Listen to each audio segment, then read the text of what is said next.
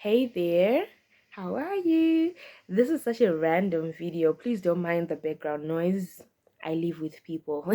Anyway, hello there. If this is your first time seeing me, I'm so sorry. This has to be your first impression of me. I'm not in my best state, but I really just had to do this. So, my name is The Michelle, and I love to talk.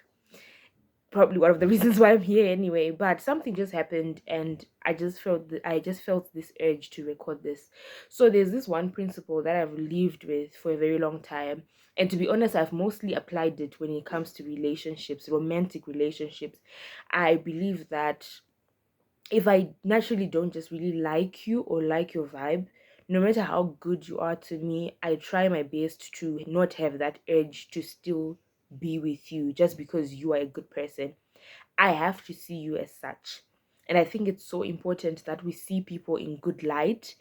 Um, no matter before we even consider what they have to offer, um, who they are as a person, right? So I always tell myself that if I don't like you, if I don't like your vibe, if I just don't feel really nice towards you, I will not be with you, no matter how good you come off, right? And something happens a lot around me that I notice that I've always been right about this. The thing is, when even sometimes when you liked a person before, if you now pick up a trait or a characteristic in them that you don't really appreciate, there is a tendency to start disliking them, right? And what I want to talk about are the after effects of you disliking a person, or the effects of you not liking a person. It actually affects the way you treat them, it affects the way you react to them, it affects the way you see them in general. So let's go back to my example of relationships. Like I said, I have always thought if I don't really like you, like ugh, you just irritate me, kind of thing. No matter how good, at some point I might actually realize that, oh, maybe you're a good person, maybe you're a good guy, or you're a lover boy, but I will still resist the urge to want to be with you, because I know that I will probably never see you the way I would want to see the person that I'm with. So if I'm going to be with you, especially as a woman, right, in the long run, let's say we end up being like married or anything, there is the whole submission thing. I've got to submit to you as a man. And I feel like I cannot submit to someone that I don't like. Okay. So as I was saying, if you don't like a person, you will not be able to submit to them because you don't appreciate anything they do. You don't like them. So no matter how good they try, you're still going to find faults. No matter how they do things, you're always going to have a problem with it. That's how I've always seen it, and I think that is so true. If you guys are going to disagree with me, feel free to do that in the comment section. But I've been noticing it even with the people around me that, oh, this person complains about this person a lot, so they've developed a dislike for this person. And I then tend to pick up that even when they make a minor mistake, it's kind of blown out of proportion sometimes. And this is an effect or a result of you just not liking the person at all. So there's that thing of you overreacting to their mistakes, overreacting to their shortcomings. You just want to snap all the time. And I'm not saying people do this on purpose, but it's an observation, and I'm sure they do it unintentionally, subconsciously. But because of that, it's that dislike that makes you snap even at the slightest mistake. Is that snap that makes you even when they say something that's not even off, you still find it off. Even when they are just genuinely concerned, you don't really feel that concern, you don't sense the concern. To you it's just, ugh, you're doing too much. You know what I'm saying? Just move out of my way. I don't know why I'm saying this, and I don't even know why I'm sharing this. Maybe I just needed to let it out. But maybe the only takeaway you can get from this is that maybe don't be with people, don't be around people that you've developed a dislike for. If you feel like you've got an employee that you've started disliking, sometimes it's better to lay them off, because you tend to now snap at them even in the slightest because you have developed a dislike.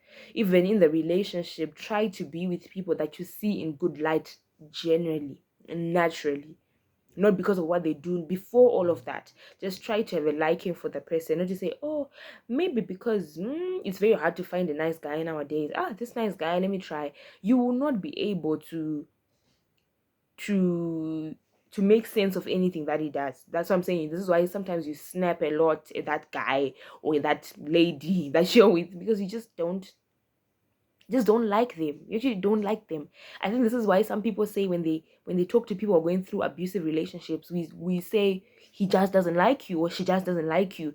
It's a valid reason for why people treat each other the way they do, even in relationships, whether platonic or romantic. Is that dislike, that thing that you've developed, that thing of not just liking them. You're going to overreact to everything they do. You're going to snap at every given opportunity. You're not going to appreciate anything they do for you. Let's talk relationships again. Imagine you have to submit to this guy that you genuinely don't like. Nothing makes sense. Even when he says, oh, let's do this, this, this, you just feel like they're bluffing. You just feel like their suggestion is not really, it's not it. That's not that suggestion I was looking forward to. That's not what I was expecting my man to say. That's not the kind of opinion I expected to have. Those are not the kind of suggestions I expect my man to make. Because you just don't like them. So you don't even appreciate their intellectual capacity or anything. So my message to you is just that if you realize you don't like someone from the get-go, you can actually just no, me and you, we cannot be together. No, you cannot work for me. Because just when I saw you coming in for the interview, I'm not saying tell people that you hate them and stuff, but I'm just saying be principled enough to not you keep people around you that you don't like anymore. Because without even knowing it, you are snapping at these people, you're stressing these people. Sometimes they're just sitting there wondering what they've done to you. They were just genuinely concerned, but you snapped. So maybe when you develop a dislike for people, please feel free to let them go. Don't hold them. It's really not fair. So with that being said, I would say, as the Lord has said to us, his people, love your neighbor as you love yourself. Treat the next person as you'd want to be treated. That's a core value of life. It's very important. So before you act towards people, before you react to people's mistakes, before you react to people's concerns, before you react to their shortcomings, just ask yourself, is this how I would have wanted someone to react to my mistake? I hope I'm making sense, but I feel so much lighter. So I think I have done my job. Anyway, thank you so much, guys, for watching. Yeah, you'll see me over here occasionally, and hope to see you too next time. Share this to someone. Share.